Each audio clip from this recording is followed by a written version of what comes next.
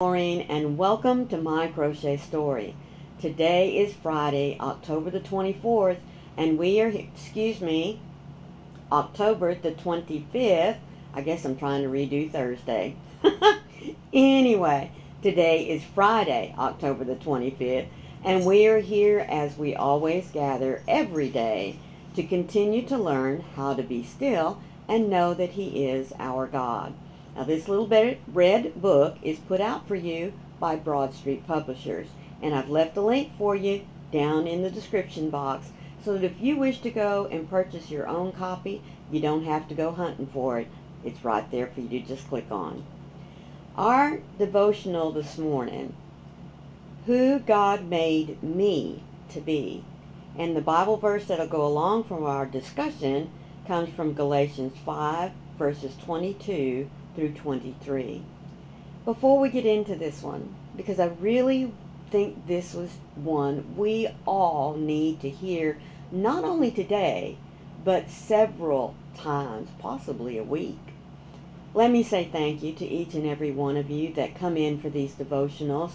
I hope that you think on them every single day, just for a little bit, because when you're thinking on those, you'd be surprised. You're taking the time, whether you're washing dishes or sweeping the floor, it doesn't matter.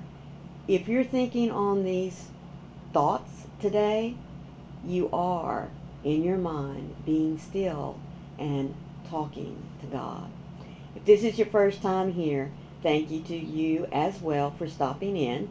Please consider staying for the whole devotional and leave me a comment as to how these words may affect you today. Who God made me to be. The fruit of the Spirit is love, joy, peace, patience, kindness, goodness, faithfulness, gentleness, self-control. Against such things there is no law. Making applesauce with autumn's abundant apple harvest is a beloved pastime across northern parts of America. Experts have developed award-winning recipes whose secret, they say, is combining multiple varieties of apples to produce a complete flavor profile. The result is a balance of the tart, the sweet, the crisp, the mellow, and bold flavors for which each apple is so well loved. Each variety of apple is essential to the applesauce. Their distinct flavors mesh into a delicious thing of beauty. In the applesauce of God's ministry, each believer's spiritual fruit flavor profile is essential. When we compare the evidence of our fruit against other believers, lies are whispered to our flesh. Your fruit isn't as tart. Your fruit isn't as shiny. Your fruit has no fragrance. Your fruit is too mushy or flavorless. All trees, however, should not produce the same fruit. Lord, help me to be grateful for the fruit that I bear.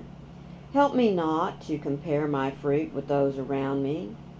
Thank you for creating me with a distinct flavor and uniqueness. You know, in reading that over this morning so I wouldn't stumble over my words, I kind of wondered, what fruit am I? Am I crisp? Am I tart? Am I fleshy, mushy? I never thought about comparing myself to an apple. But it does drive home a very important idea for all of us to consider. We can't all be captains. There has to be, some helpers.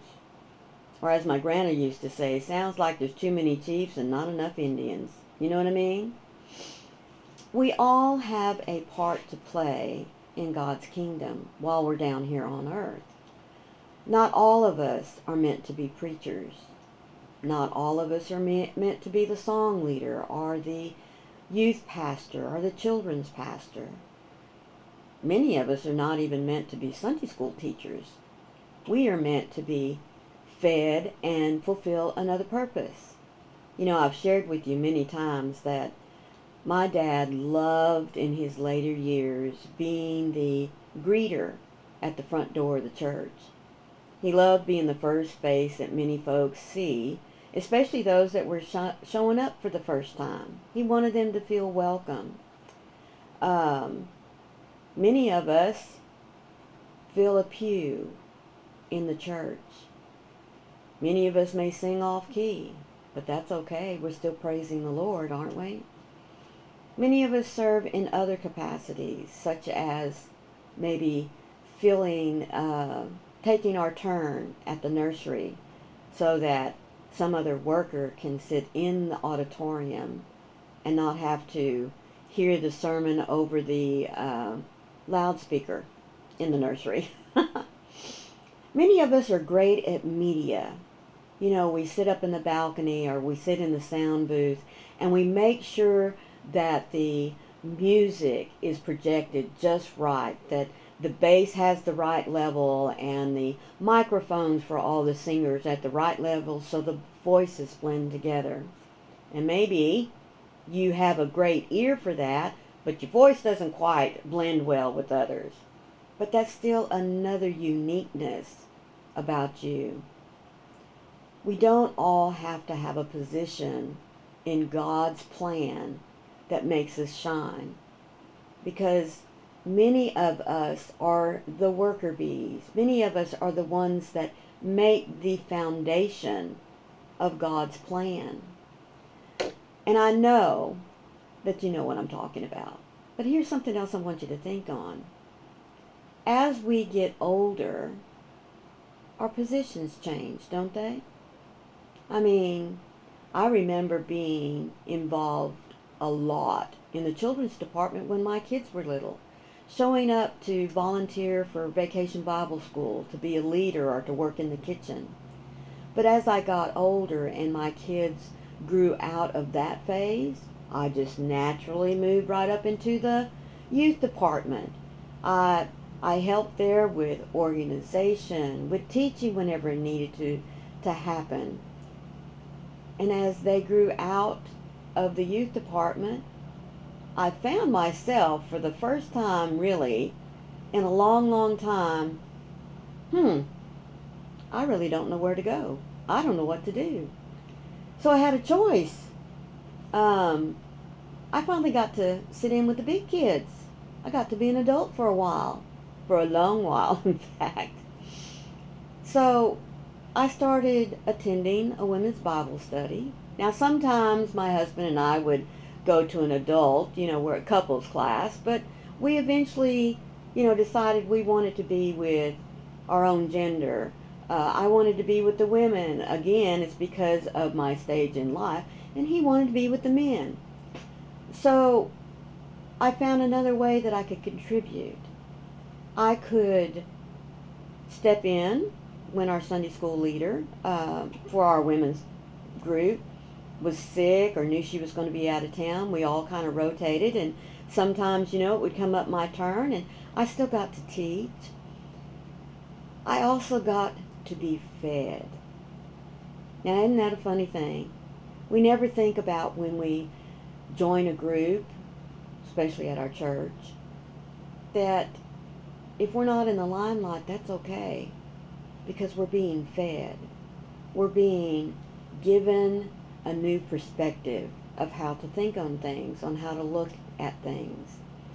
We all have a specific purpose, because with all of us together, we make a beautiful recipe that is an outreach for God.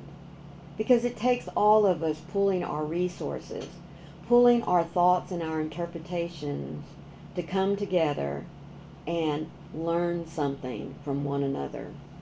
Just as it takes lots of different flavors of apples to put out a wonderful recipe of applesauce, it takes all of God's children, no matter what your special gift is, to come together and make one beautiful recipe of outreach for our God.